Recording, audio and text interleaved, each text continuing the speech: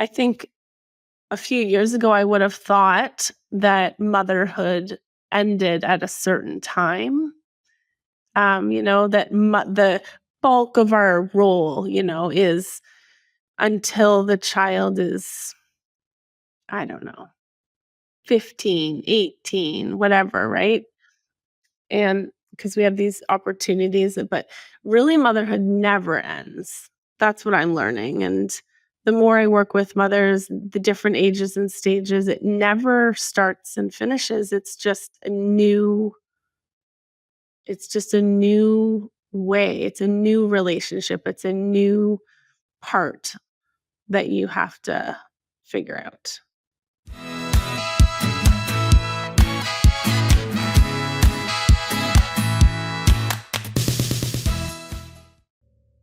Hello, everybody. Welcome to Spoil Your Baby podcast.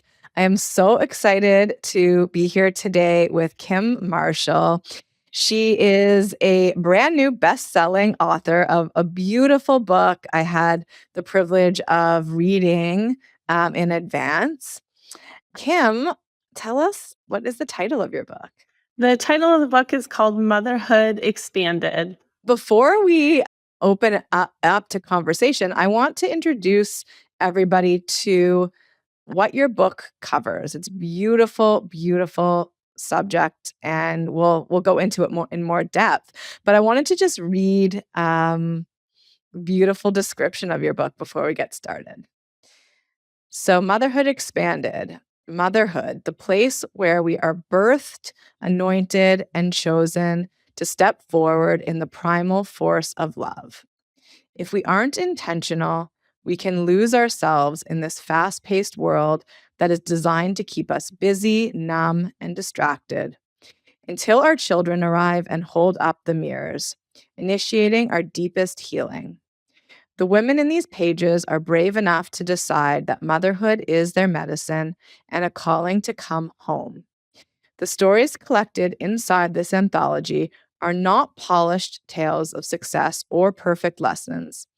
This is a sacred moment of authentic storytelling and real-life pain turned into purpose and power.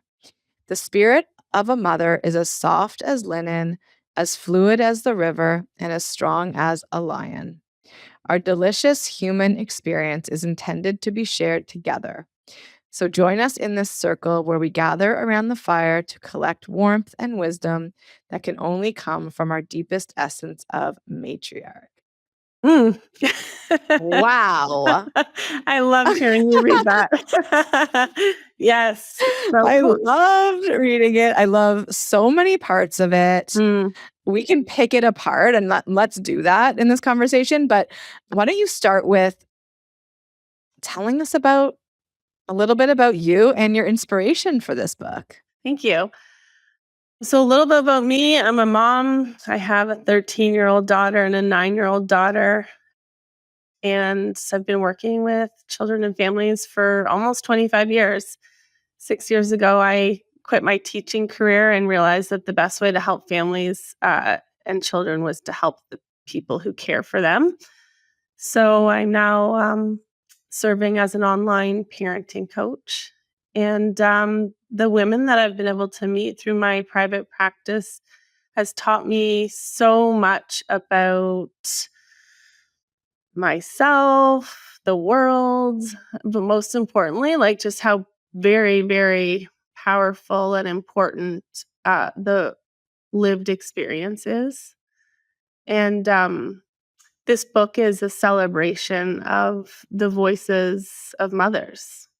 So it's an anthology, a memoir-style anthology. It highlights 15 different real stories of real women, mothers in all ages and stages, starting from new mothers to experienced mothers and even grandmothers. Beautiful. I love including grandmothers. I've had so many grandmothers in my groups and my professional certification and my mother's group. We have so many. We always are. I feel like we're always gifted with at least one grandmother I love that. in these groups, and they feel like they're gifts, right? To have Yeah. that perspective. Yeah. That's so beautiful to have the whole range. It of really motherhood is. experience. Yeah, it wasn't even my initial design, but it just happened to fall in that place, and the right people came forward, and my mother's actually in this book. So she's chapter 15, and so she is she kind of rounds it out, and she talks about how the role of motherhood has changed through multiple generations and gives a lot of perspective.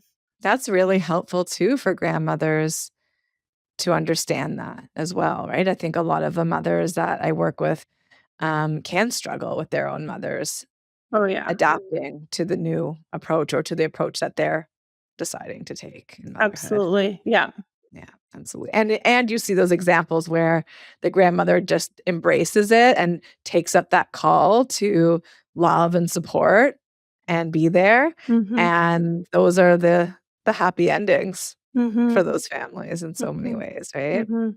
Amazing. So I would love to talk about some of these topics that you touch on here. I think so many, you say we can lose ourselves in this fast-paced world, right? I think that that is really the norm for most mothers. Do Yes, you see that in your I agree with practice? that. Yeah, and I think it's happening by design.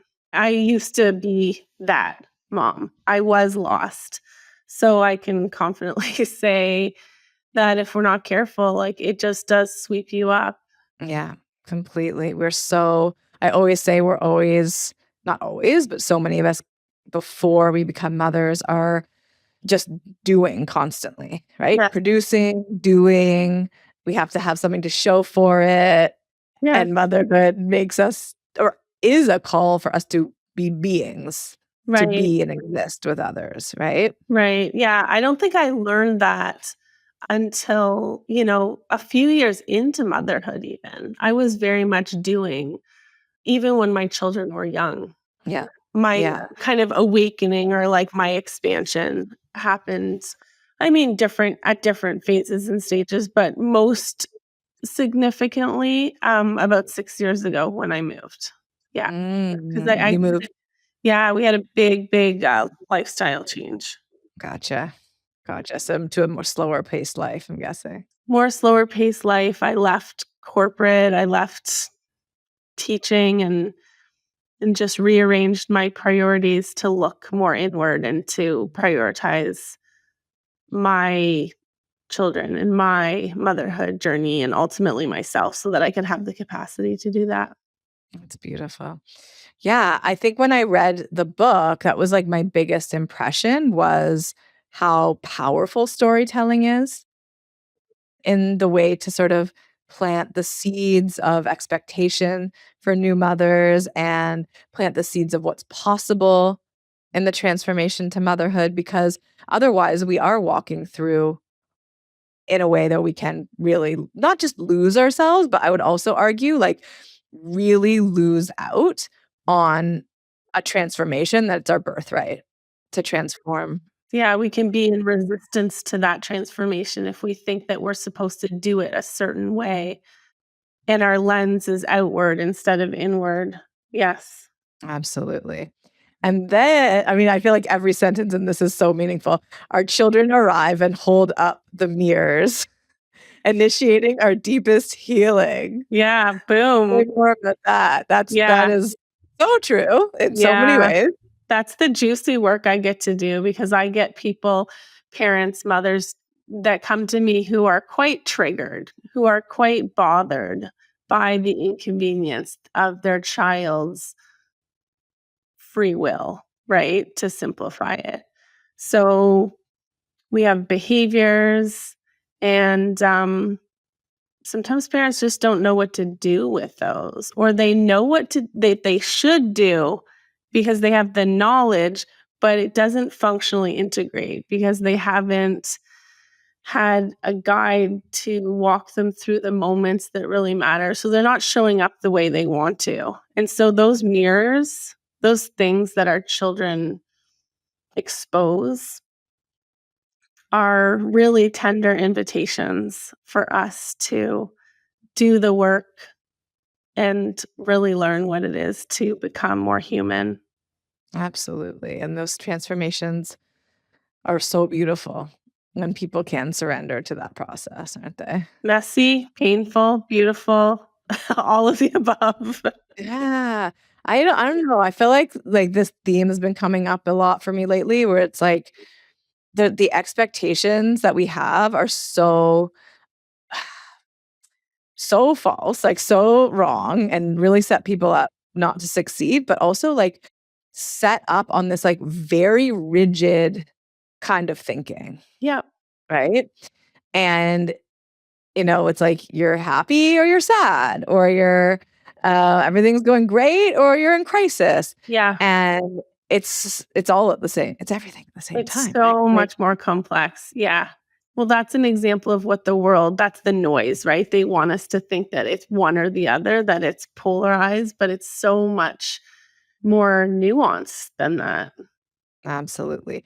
And then I do got shivers while I was reading this too, like describing, the idea that motherhood can be a medicine and a calling to come home to oneself Yes. is so beautiful. It's sort of like the work, the work or the transformation in motherhood is to come back to back to your humanity, Mhm. right? Back to being in relationship and being both in relationship with yourself and with your baby and with others in your community.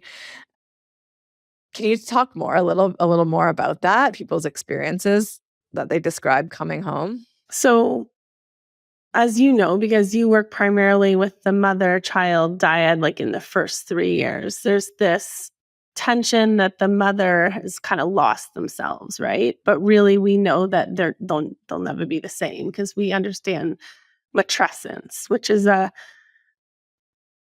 it's a threshold that really isn't explained or presented to women, right? So that's the medicine that you'll never be the same because you're not supposed to be. And motherhood is this portal for those who want it, who's open to seeing it.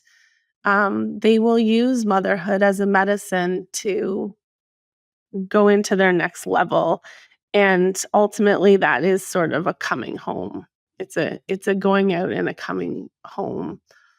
Yeah, so the stories in this book are really about those coming home moments where mothers experienced painful moments, painful awakening moments where they had to make difficult decisions, where they had to unlearn and relearn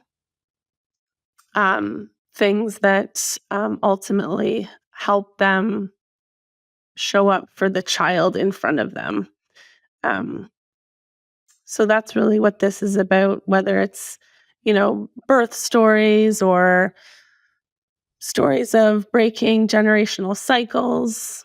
My personal narrative in chapter 6 is all about my relationship with um, my emotions, Mhm. understanding my emotions as an emotional being and allowing myself Mhm. to fully feel joy and fully feel grief. Mhm. Yeah.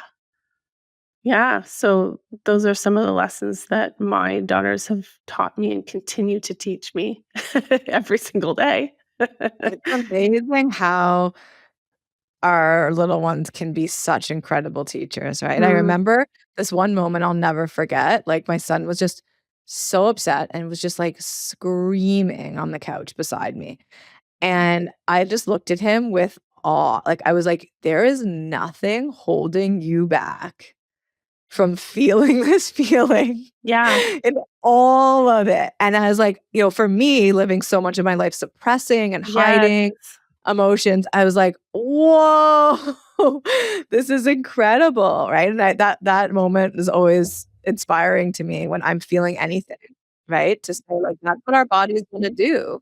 Yeah. And you allowed him that full experience. Yeah. Did it bring anything up in you around like resentment? That can happen. I do not necessarily resentment, but, like, I could see the pain that I had been experiencing not going for it like that, like, not really letting those feelings come to the surface, even on my own, like, it wasn't safe, um, to express them, so I just never did, and that's so much of my relearning and, um, in my motherhood, that's a huge piece. I'm actually working on this part in my mother's program right now. We're talking about how to be with our emotions, how Yeah. to sit with ourselves when they're, the uncomfortable ones, Mhm. and how to actually use our mind to amplify the positive ones because our brain has this negative bias that we just focus on the negatives. And so I'm trying to get people to sit with both as much as they possibly can. It's so important, and it's truly like learning a new language because none of us were modeled that. I used to think it was, like, just me or, just and the more we tell these stories and share these stories with each other, the more we realize this is actually just what we're being called to do for the next generation. This is the pattern that needs to break. Yes. And the collection of stories that you've gathered, they're part of this greater thing that's happening, movement, that's happening for us to be sharing these things with each other, sharing the real vulnerable stories with each other, especially in motherhood. You look back, it's like all this is pretty new, right? Like, I mean, mothers always shared things with each other historically, but we've been disconnected from each other for several hundred years in so many ways, women, right? And so I've asked a few other guests on the show, like, what is it about us now that we have extra feeling of safety, or is it the scientific revolutions that have happened and the freedom that women have experienced, in our generation to actually be these cycle breakers and Yeah. the ones who can share stories. Do you have any Mm, ideas about that? It's a big I question. I don't know the answer. I don't know the answer either, but I love the question and I think about it all the time. My gut instinct is it's actually our children. It's like the children that are being born today are like extra. They're like born for this time. They are spicy, they're strong-willed, they're very smart, Mhm. and they're challenging their parents at a new level, and so we have to be equipped for that, Mm. and we don't want to be shutting our children down like we felt shut down, Yeah. so that just creates an opportunity to figure out a new way. Yeah. There's so much availability for us to process our wounds and process our experience. And again, like that's never blaming our parents. You know, I always like mention Mark Wallen's book. It didn't start with you. It didn't start with them. It didn't start with their parents. It's part of what's happened, and that's okay. But we really do have this power now. Yeah, we do, and we can honor the wounds, but we can also honor the blessings, like, there's so many generational blessings that have been passed on to us, and it is a privilege to be able to confront this and work on it. Absolutely. I always talk about that too, right? If we are inheriting stress patterns, if we're inheriting trauma, we are also inheriting resilience and beautiful things too. And it sounds like I didn't read those chapters, but it sounds like you also have some grandmothers sharing experience Yeah, as well. yeah, we do, and I think a few years ago, I would have thought that motherhood ended at a certain time. That the bulk of our role, is until the child is, I don't know, 15, 18, whatever, right? And because we have these opportunities, but really motherhood never ends. That's what I'm learning. And the more I work with mothers, the different ages and stages, it never starts and finishes. It's just a new way. It's a new relationship. It's a new part. that you have to figure out. That's beautiful.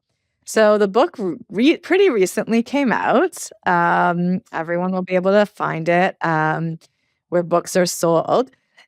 Tell us so far, what has been the impact of the book so far? What have you been hearing from early readers? Yeah. So we launched on Amazon 2 weeks ago. It hit multiple best-selling statuses, children and families, and emotions and feelings. I Amazing. think that what I'm hearing the most is just that other mothers are feeling really seen, which is exactly what we wanted. Mm, We are hearing that mothers don't feel so alone, that they see themselves in parts of these stories, that we're all connected. And even the women in this book are realizing how their stories are connected to each other's because we all wrote these chapters sort of independently. I was the only person who really knew what the whole big picture would look like, and I really trusted the process, and they did too, but you don't really see the whole thing until it's over. So there's a beautiful weaving of tapestry that's happened around the themes, and those themes are resonant. They're international language.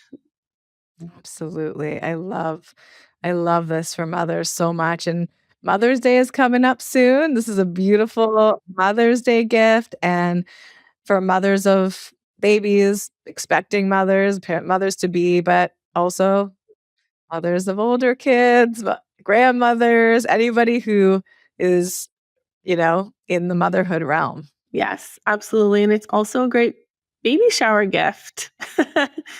And it's kinda Mhm. baby shower season.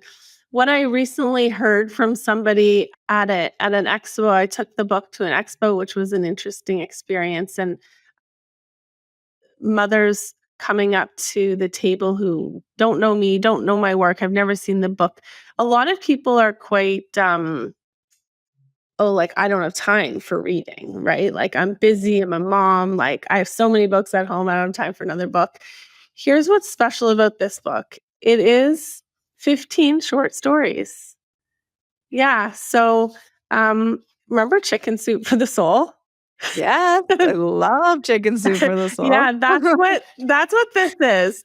This is like a small hit of inspiration. It's just like a little bit at a time. You can sneak a story in over nap time or after bedtime or wherever, and you Mm, can feel the loving embrace of the collective motherhood energy.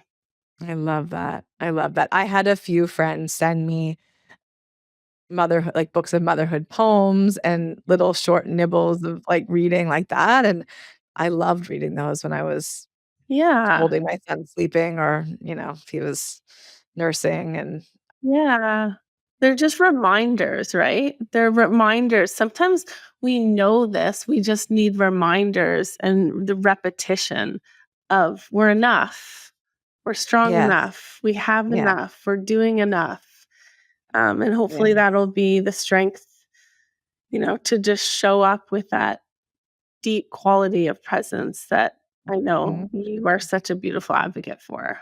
Yeah, thank you. And I think also just for mothers to just feel so proud of what they're doing. I mean, the "you are enough" is something that I know we all need to hear every single day.